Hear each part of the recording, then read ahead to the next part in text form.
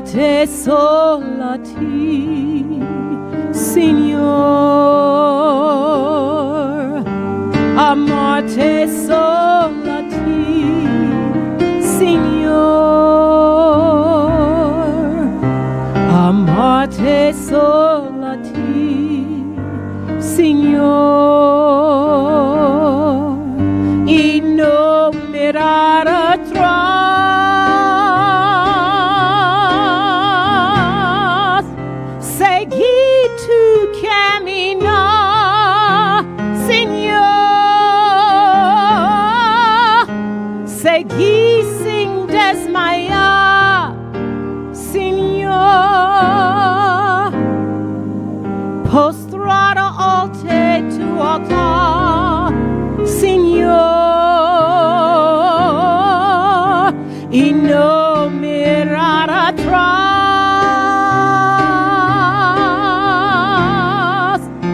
seguí tu caminar, Señor, seguí sin desmayar, Señor,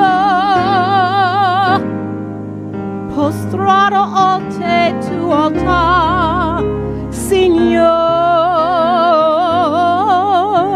y no mirar atrás. I love only you, Lord.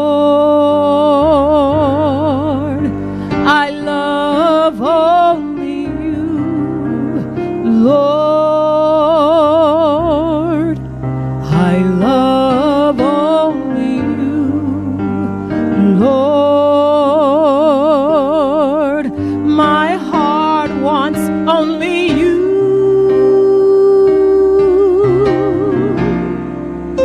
to follow in your path, Lord,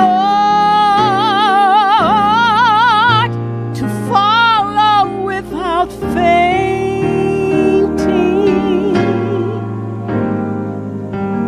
bowing at your throne, Lord, and never looking back,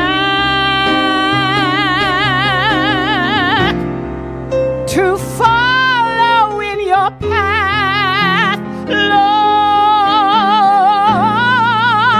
to follow without fainting, bowing at your throne, Lord, and never looking back.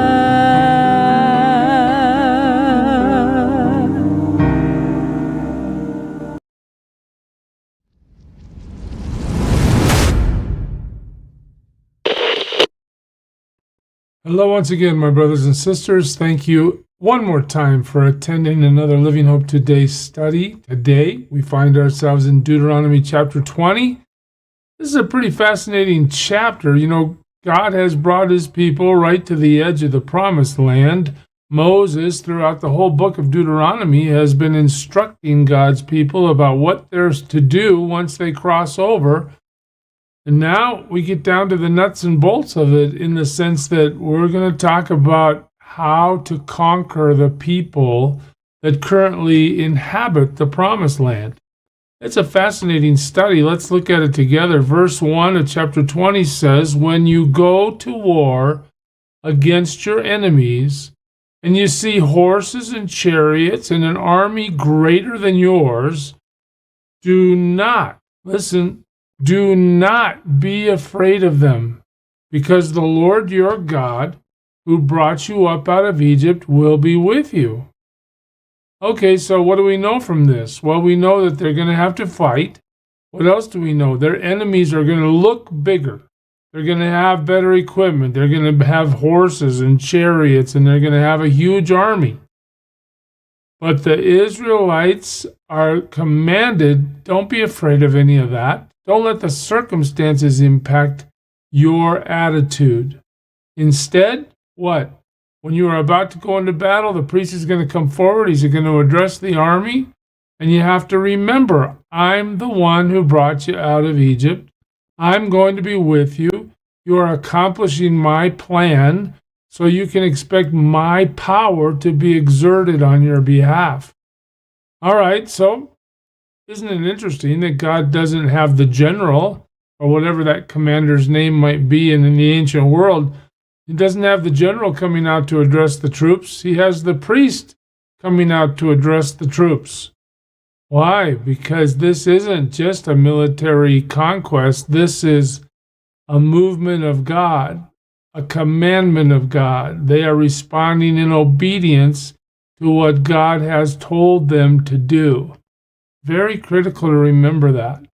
So what does the priest do? When he comes out, he says to the troops, "Hear, O Israel, today you are going into battle against your enemies." And what does the priest reiterate? Do not be faint-hearted or afraid. All right, do not be terrified or give way to panic before them. Just imagine this. You're going into a situation where the odds of victory look absolutely impossible, but ignore that. That's basically what's being said. Don't let the circumstances impact your attitude at all. Don't be terrified. Don't be faint-hearted. Don't be afraid. I am going to oversee the battle. For the Lord your God is the one who goes with you to fight for you against your enemies to give you victory. In other words, you're being used by God as an agent, but the force behind you is God's force. It's not just the fact that you have a sword in your hand. It's that God is fighting against these people that you are about to dispossess of the land, and God has the power to take them out. You don't have to worry. Now, did everybody agree and feel comfortable with that instruction? Well, look what the officers say. The officers shall say to the army, "Hey, has anyone built a new house and not dedicated it? Okay, so you've had a construction project and it's not finished yet. Well, what should you do? Go home. We don't need you. We got God. God's going to fight for us. If you're preoccupied with what's happening at home, go home. Or if you don't, you may die in battle and someone else may dedicate it. In other words, you might lose that honor and that place if you stay and fight. Has anyone planted a vineyard and not begun to enjoy it? Okay, so your crop hasn't come up yet. What should you do? Well, go home. Go home. Or he may die in battle and someone else may enjoy it. In other words, you don't need to risk your life if that's going to impede you. Go home. And it keeps coming. Look at this. Has anyone become pledged to a woman and not married her? Okay, so you're engaged. What should you do? Go home. Let him go home, or he may die in battle and someone else will marry her. You might miss the love of your life if you continue on forward into the battle. Wow. Really, God, don't you need every last guy? Don't you need as much force as you can? What's the point of this? The point is simple. God is the force. He can do it with a few guys. He can do it with a lot of guys. Doesn't matter. God's power will overwhelm God's enemies. Then the officer shall add, "Is any man afraid or faint-hearted?" Hey, you don't like war? You're a conscientious objector? You don't want to go? Okay, go home. Go home. So that his brothers will not be disheartened too. In other words, here comes a reason for getting rid of those conscientious objectors when we go into battle. Because once they start crying about how scared they are, maybe everybody else will be scared too. So God says, hey, if that's really your attitude, you need to go home. No problem. See you later. What kind of army is this? This must be guys that are absolutely convinced God has called them to the fight and they're fearless. Let's go. It's got to be the attitude. When the officers have finished speaking to the army, they shall appoint commanders over it. So once we get to verse 9, let's see who's left out of all the guys that went home. And whoever's left, these guys are going to be the commanders. We'll appoint some of them to lead. And when you march up to attack a city, make its people an offer of peace. Oh, that's interesting, isn't it? So here comes the Israelite army. They come to your town, and before they attack you, they send messengers into the village and they say, hey, we're not really interested in wiping you out. We want peace. All right? Now, it's not peace without price, at least for those who are living in the land. If they accept and if they open their gates, all the people in it shall be what? Subject to forced labor. They shall work for you. Okay, here comes God to the gate with his army. If you guys surrender, then we'll let you live. Okay, you're going to live. You're going to be forced to work for us, but you're going to be alive while you do it. All right? That's a choice God gives the enemy. If they refuse to make peace and they engage you in battle, what should you do then? Lay siege to that city. In other words, if it starts, we're going to finish it. We're going to go all the way. Anybody who refuses the offer of peace is going to be attacked. When the Lord your God delivers it into your hand, I want you to just stop there in verse 13 and see how that's phrased. Again, who's fighting? Yeah, there's guys with swords and whatever weaponry they had, but it's the Lord that's going to deliver it into their hands. But once that happens, what should you do? Well, kill all the men. Wow. Kill all the men. God says, I am going to wipe out all the men. And then he said, as for the women and the children and the livestock and everything else in the city, you can take that as plunder for yourselves. Okay, so you can use that plunder. Okay? That belongs to you now. The Lord your God gives you from your enemies. All right, so that's something God takes away from the people that are living there and gives to the Israelite army. That's his command. Wow, this is how you are to treat all the cities that are at a distance from you and do not belong to the nations nearby. However, in the cities of the nations the Lord your God is giving you as an inheritance, do not leave alive anything that breathes. Okay, so wait a minute. So if the village is really out of the scope of the promised land that we're meant to have, well, then we can make that offer of peace. And if that offer is accepted, we can enslave those people and take their stuff. Okay, but if the city is in the middle of where we are going to live, the promised land, God says, wipe them all out. Wipe out everything that breathes. God, is this why they say the God of the Old Testament is so harsh? Why is he doing this? Well, we're going to get to it just a minute. Completely destroy them. That's pretty clear. I mean, I don't think you have to go to seminary to figure out what that's saying, right? The Hittites, the Amorites, the Canaanites, the Perizzites, the Hivites, the Jebusites, as the Lord your God has commanded you. I want you to see you're not acting on your own. You're acting in response to what God told you to do. All right? Kill them all. Why, God? Why? It's right here. Otherwise, they will teach you to follow all the detestable things they do in worshiping their gods, and you will sin against the Lord your God. What's God saying here? He's saying to the Israelite army, I'm using you guys as my sword of judgment. These people know I exist. Romans 1 would tell us that all creation announces God's existence. They have a conscience. They know right from wrong, and they consistently violate that. They consistently live in their paganism, worshiping rocks and pieces of wood and the stars and the animals, and they refuse to turn to God, and God says, don't let any of that be among you, or you will fall into the same trap. So what do? you wipe them out.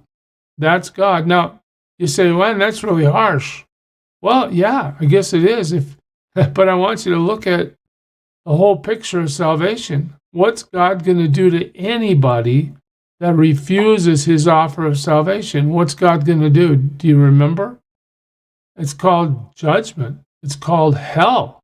It's called there is a place where God says, I will never tolerate evil. I will not allow it to exist. And once that place comes, once it's time for God to issue his command and let his wrath fall, what does that mean? Well, it might seem harsh to you, but it's not that God's being mean, it's that God's being holy. God is holding on to the fact that he wants his people to live separated, morally sound as they walk with him. If they fall into these places where they have mercy on these villages that are sacrificing their children, worshiping other gods, it's not like the culture we live in tells us that everybody should just believe whatever they want. We should all fear God. You can believe whatever you want, but you have to understand once you go outside of what God has said, you put yourself right in the bullseye of his wrath. He's willing to save all of us if we'll come to him on his terms, but the human heart doesn't want to yield to that. We want to say instead, we know more than God and we're going to live how we want to live. Well, here in Deuteronomy 20, we see in a microcosm fashion the judgment that will come. Here we have villages being wiped out. If you read the book of Revelation, you can see that 1/3 of the earth's population gets wiped out in plagues, in famines, in natural disasters. You can see that once the wrath of God hits, it is terrible and unstoppable. It's why Romans, 5:9 says that we are now justified by his blood. We are saved from his wrath. We are saved from his wrath. How can that be? Jesus took the punishment we deserve. God put his righteousness on us, those who believe. Well, we'll finish the chapter. When you lay siege to a city for a long time, fighting against it to capture it, look at this. Do not destroy its trees by putting an axe to them, because you can eat their fruit. So if it's a fruit tree, hey, don't cut it down. That's going to be a source of food for you. Don't cut them down. Are the trees of the field people? I mean, you're wiping out the village, but you don't have to wipe out the productive trees. That you should besiege them? You're not fighting against trees, you're fighting against people. And as the chapter ends, it just says, however, you may cut down trees that you know are not fruit trees and use them to build siege works until the city at war with you falls. Waging war in the Old Testament. It's a picture of where evil is headed. Evil is headed to the judgment of God. And once God says that's enough, as demonstrated in Deuteronomy 20, there will be no escape. That's why we need to serve him well today, church. God bless you. Who is it who for sinners shed his blood, and now for cleansing all can plunge beneath that flood? It's Jesus. But do you know who he is?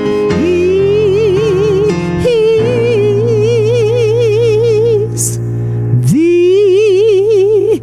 image of the invisible God, and he's the brightness of his glory,